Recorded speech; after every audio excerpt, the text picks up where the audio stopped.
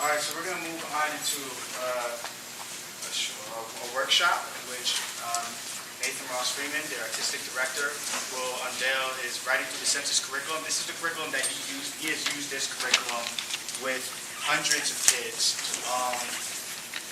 from different backgrounds. I mean, all of these kids up here, they represent different backgrounds. When I worked as program director there, he has developed to engage youth in this process and bring out the civic engagement that they were talking about through creative writing. So I'd like to give the floor to Mr. Nathan Ross Freeman.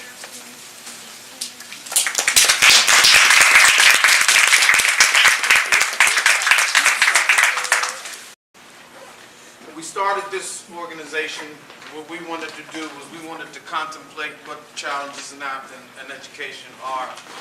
And there's two things that I wanted to attack, and that is discipline surveillance and certainty.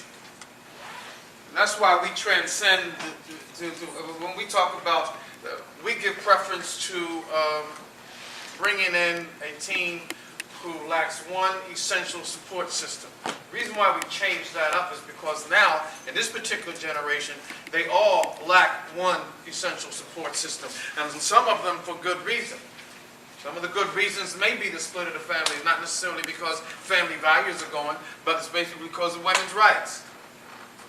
Okay, so we talk about the fact that the family is redefining itself. When we want to talk about that, we want to talk about more than likely, at the time that I was reared, if I got a high school education, more than likely I'd have a job. More than likely I'd be able to stay in that job to the end of my life if I decided that's as far as I wanted to go.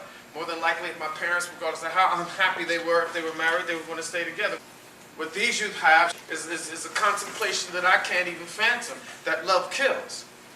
They were born into a time where they say more than likely, if I graduate from high school, more than likely I won't get a job. More than likely if I do get a job, more than likely that job will not last my adulthood. More than likely, like my parents, if I do get married, it won't last. So there's one thing all of our youth have in terms of education, and that is they all have one thing in common: abandon. More than likely somebody is going to abandon me throughout my life. Somebody essential.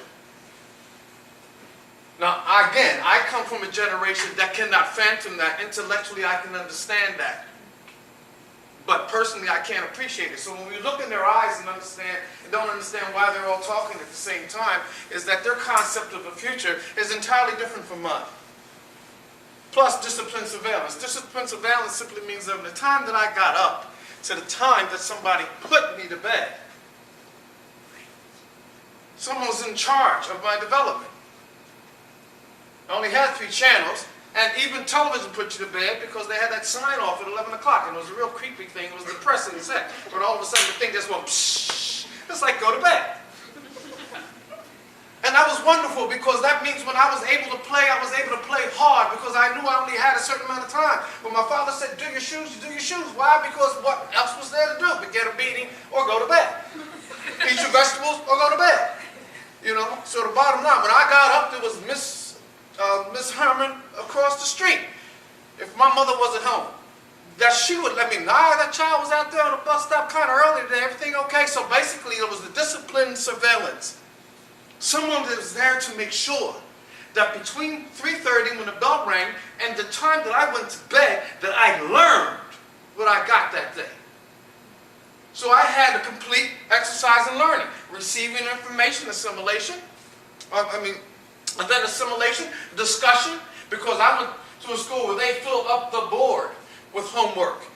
It took a half hour just to basically get the homework assignment. Okay, and then application. We know we don't learn anything till we apply it. That's basically homework when you're a child, or projects, etc., etc. So that means that have your homework by time I get home from work. That was simple. And the beautiful thing about it is that I didn't have to be in charge of that. We are so missing it and suffering delusion when we think that they want to be in charge. We send them to the room today and it's like windows, like, hey, where do you want to go today? We send them into their room and they can find the truth of what we have to say and what we don't have to say. They have to put themselves to bed. They have to negotiate and navigate that bus on a level where bullying is no longer a rites of passage like it was for us. Bullying now is just bullying.